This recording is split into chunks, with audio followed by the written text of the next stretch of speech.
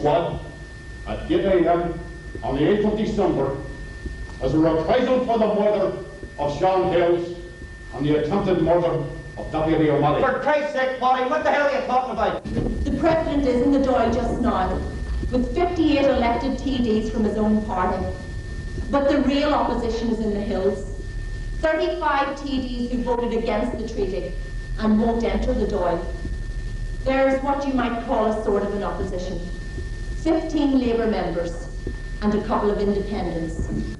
On yesterday evening, a public representative of the Republic of Ireland coming to the Parliament of Ireland was assassinated on his way there. The Army Council is responsible for the safety of the people of this country.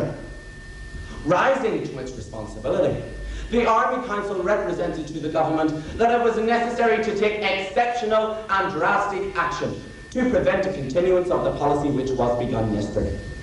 And to point out to the people that what was begun yesterday was the single taking of, man by man, of each of the individuals that form the government of this country.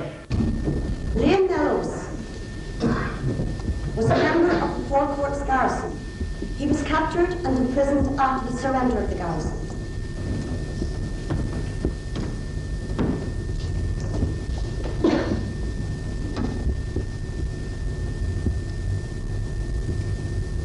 That's a lot of notice to get.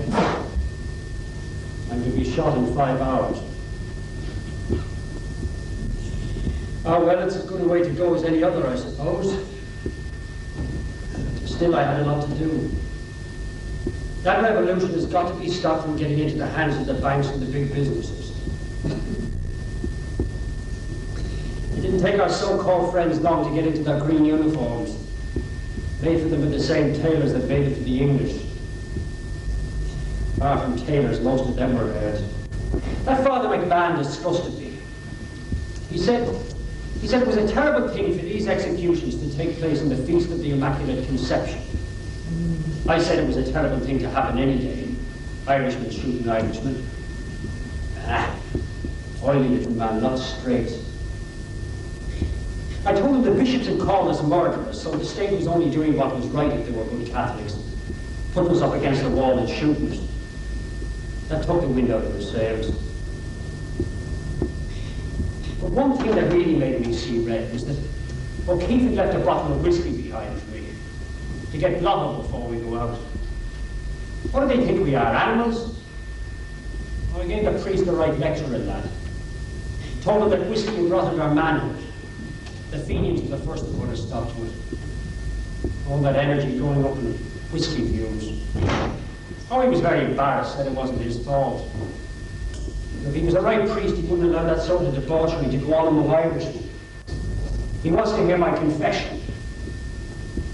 I've been a Catholic as long as he has. I've taken an oath before God, now he wants me to go back on it. Who is this hierarchy he keeps on about? Priests like himself that won an election. In one diocese last year, you got absolution if you were in the IRA, and none of the priests wouldn't give it. It's only when it comes down to the little priest that the word of God slips through. Priests like him have no nationality. They serve the church first, and the church is an empire, like the British. Power. I pity him in a way, though.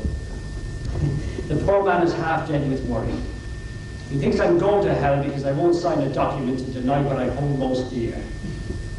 My oath to the Republic. Joseph McKelvey, craft engineer from Belfast.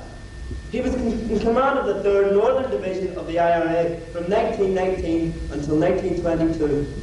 He was captured and imprisoned after the surrender of the Four Courts garrison in June 1922.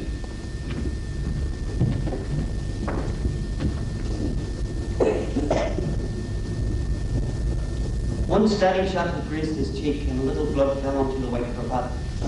Another ball had struck him above the knee. A bad shot, man, he said, and his voice cut him clear and articulate on the dazed stupor of the wretched soldiers. Pop another try.